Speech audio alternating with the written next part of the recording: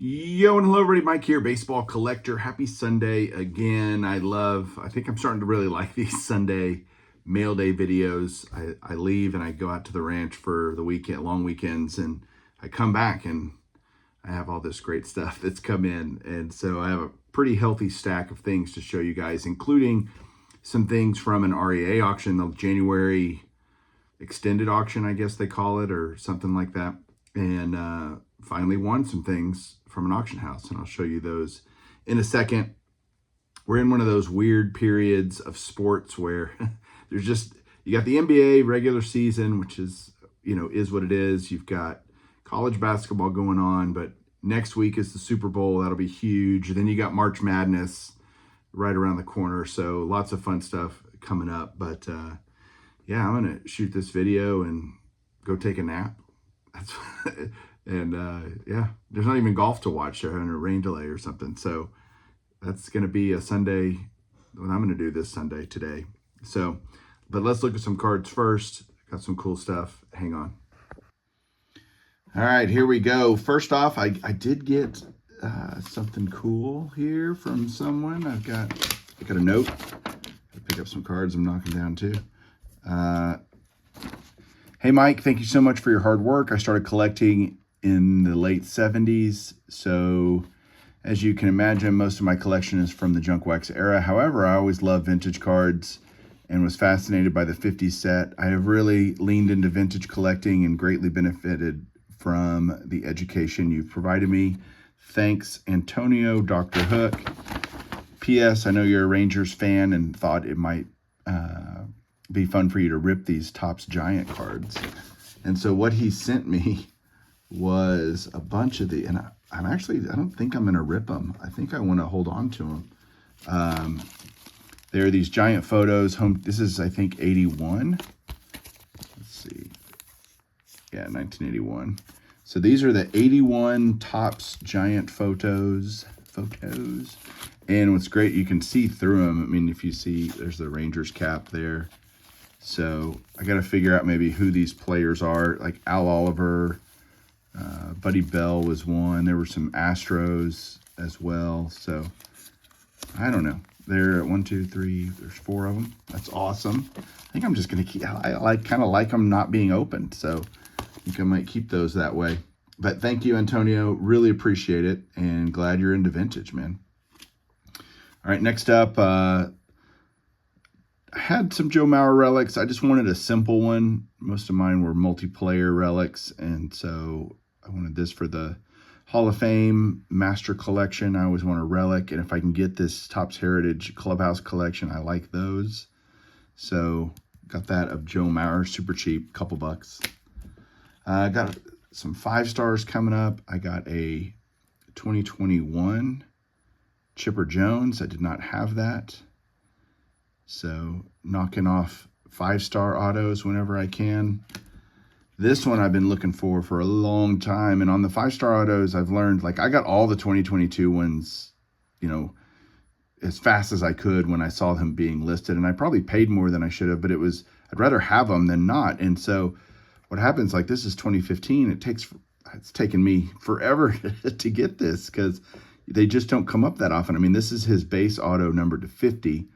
So you can imagine that we're, 9 years after 2015. So this stuff just doesn't pop up, and one did, and I was able to snag it. Excited about that. Doing a little preparation for next year when Ichiro Suzuki will get into the Hall of Fame. First ballot, no question. And here is his 2021 5-star autograph.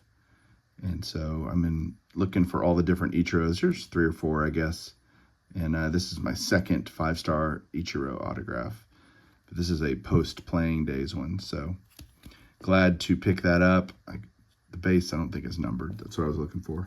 So that's the 5-star autographs. Not a bad little stack there. Now I've got a little stack of, I go on these runs, guys, these little kicks.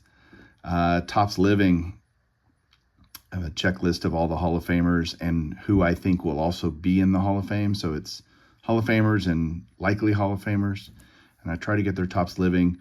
These are now incredibly cheap. I mean, it costs They still release a couple cards every week on Topps. They are $8 a piece, maybe online. So the cards are like $8. Then if you wanted to get them slabbed, cost of slabbing, $15, $20, whatever it is. I paid $12.98 out the door for this one. Tim Raines. I paid $12.98 for the Scott Rowland out the doors. This was the same seller. $11.99 with free shipping for 9s, which is exactly what I'm going for. This one was like $20. This is Albert Pujols. This is card number 22, so this is an older one, back from 2018 versus 2023. They've been doing this a long time, and I think there's 180 or something cards that are on my checklist, and I don't have a ton of them yet, maybe a third, but slowly, like everything else, just pick them up when you can. Really excited to get this one, the Mickey Mantle in a 9, and I paid way under what they've been going for because it was an auction, and I just was patient and sniped it. So super happy to get the Mantle.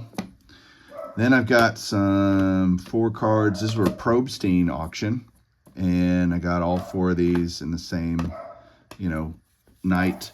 1964 Topps ERA or NL ERA leaders. This is card number 1, so it's always one of those difficult to,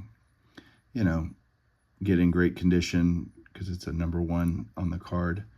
Excellent 6 on this, which was great. But these leader cards have some secrets out, I guess, or something, because they are not cheap anymore. And this should be maybe a $10 to $15 card. It's not. I paid $35 for that out the door. Here's another one, 66 Topps leaders, or 66 batting leaders, 67 Topps. 3 Hall of Famers here, Robinson, Oliva, and Kaline. So love that. I just think people are appreciating these more, especially if they have multiple Hall of Famers on them. They're relatively inexpensive.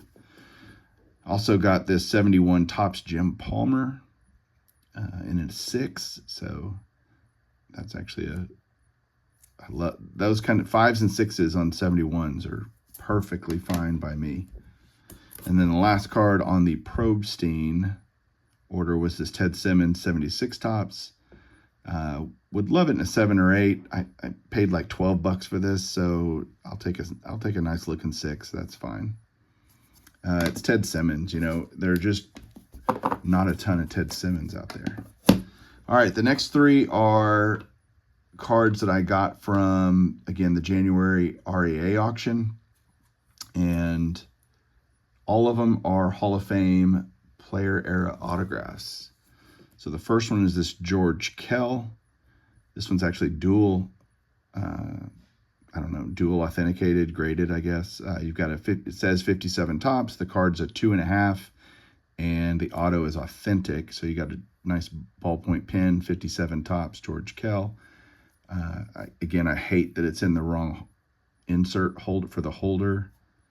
What's the point? I don't know why it's only a 2.5. This is actually a really sharp looking card. I was like, okay. So got this in REA. Got this Bob Feller 55 Bowman. The card here is pretty beat up, and I really don't care. I mean, I'd like it to be nicer. I really care about the autograph. The autograph's not great on this one, but it's on a 55 Bowman, and I can't get it signed anymore. So it's not like I have to choose from what's out there, and was able to grab that. And then the last one was a big one for me. Stan Musial, 62 Topps. A lot of people, this is their favorite Stan Musial card. He's just got that great smile. And for me, this was my first, believe it or not, as many Hall of Fame autographs as I have, my first playing days card signed by Stan Musial. So I was able to finally get one of those, and glad it's this one. I want to get the 58 Topps All-Star really bad, and I mean, I want them all, but this one is a good one to have for the first one. The card is beat up really bad, rounded corners, etc. But that's probably owned by a kid, got it signed by Stan Musial. Like, whatever the story is, it's probably pretty great, and I'm glad to have it in my collection. So that is it for today, guys. Thank you so much for watching. We'll talk to you guys soon. Have a great Sunday and keep collecting.